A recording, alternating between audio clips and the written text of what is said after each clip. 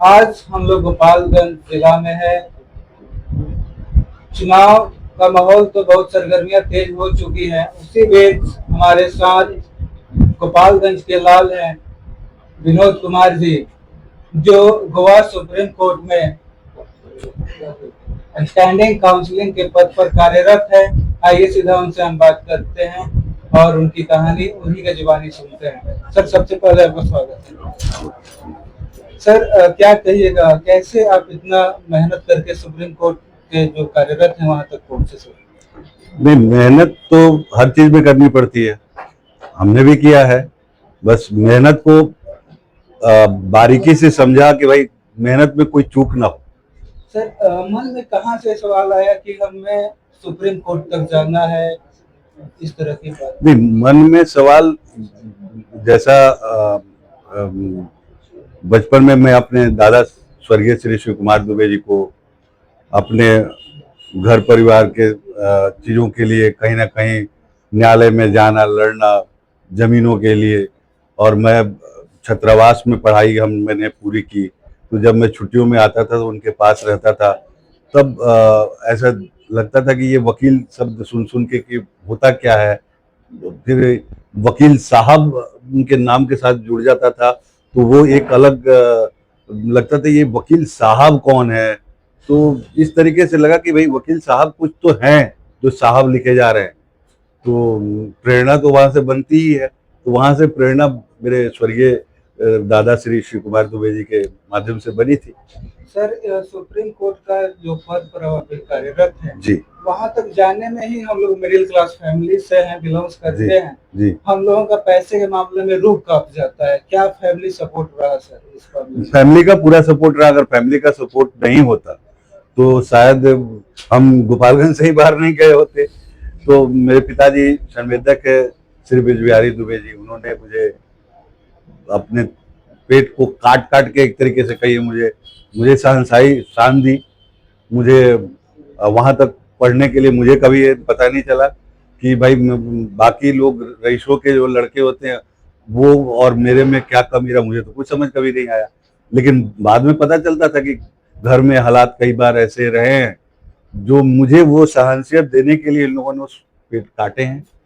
तो सर, सहयोग तो उस रहा समय है। की अपनी भावनाओं को बताइए कि जब आपको यह पता चला कि हमें यह पद मिल रहा है। हाँ, ये बड़ा एक अजीब सा चीज था। 17 सितंबर 2025 मेरे बेटे शिवेन कुमार दुबे का जन्मदिन था और आदरणीय श्रद्धेय प्रधानमंत्री नरेंद्र मोदी जी का भी था। तो मैं अपने बेटे का जन्मदिन अपनी पत्नी प्रियंका कुमारी, बेटी शिवांशी दुबे के साथ हम भोजन करने रात में जा रहे थे। तो मुझे फोन आया गोवा एडवोकेट जनरल के ऑफिस से कि आपको जाके कल एक केस में अफेयर होना है।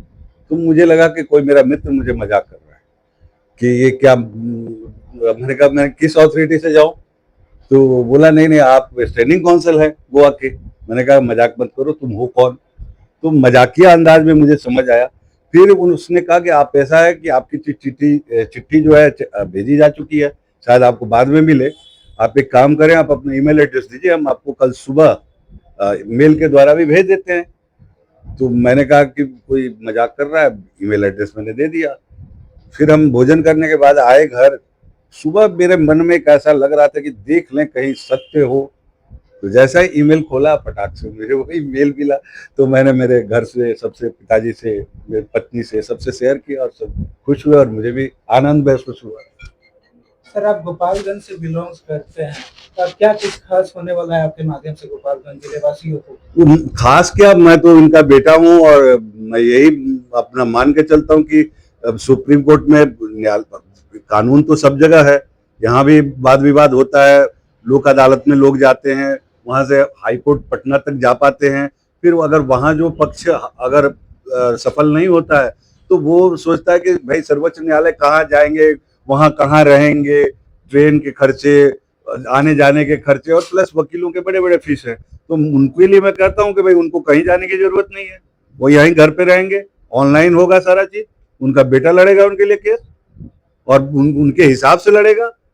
जैसा वो यहाँ लड़ रहे थे, न्याय पाएगा। न्याय पाना तो सबका हक है, वो वहां से न्याय लेके आएंगे। मैं बैठा हूं उनका बेटा वहां के लिए। सर हम लोग बिहार से हैं और जी। हम लोग अधिकतर जनता जो है गांव से बिलोंग करती है। जी। सुप्रीम कोर्ट हो या हाई कोर्ट हो, नाम ही सुनते ही लोगों के मन में बहुत सारे प्रश्न उठते हैं कि पैसे ज्यादा खर्च होंगे, जाना आना, कोई केस जो होता है वह जल्द सुनवाई नहीं होती है, किसी में 10 साल, किसी में 50 साल, 20 साल तक भी लग जाते हैं। इसको लेकर के क्या कहें? लेकिन ये पुरानी बात अब है।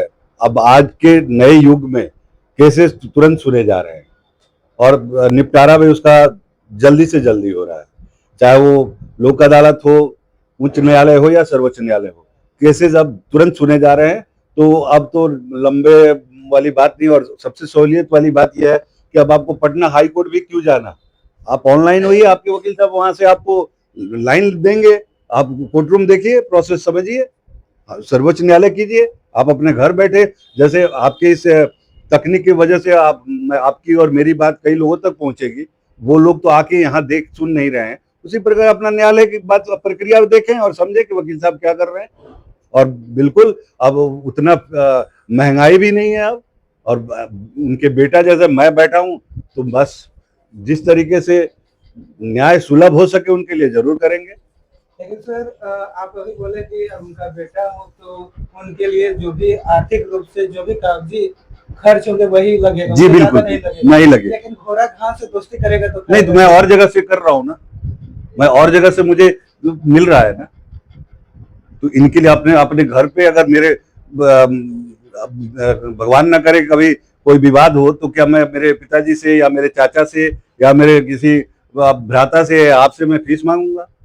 नहीं मांगूंगा ना, मैं तो लड़ूंगा। जो स्टूडेंट्स तैयारी कर रहे हैं इस लाइन में है, उनके लिए क्या कहेंगे? अब उनके लिए मैं ये कहूंगा, जो पहले एक धारणा बन गई थी बिहार में कि वकालत जो है वो वही लोग करते हैं जो भी कुछ भी नहीं करते, मैं उनके लिए बता रहा हूँ, इस धारणा को खत्म कीजिए।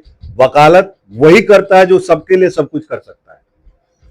इसलिए वकालत ही एक ऐसा पेशा है, और एक वकालत की यही एक ऐसी पढ़ाई है, कभी भी की जा सकती है। तो ये थे हमारे साथ विनोद कुमार जी, इन्हीं खबरों के साथ बने रहें। जय हिंद।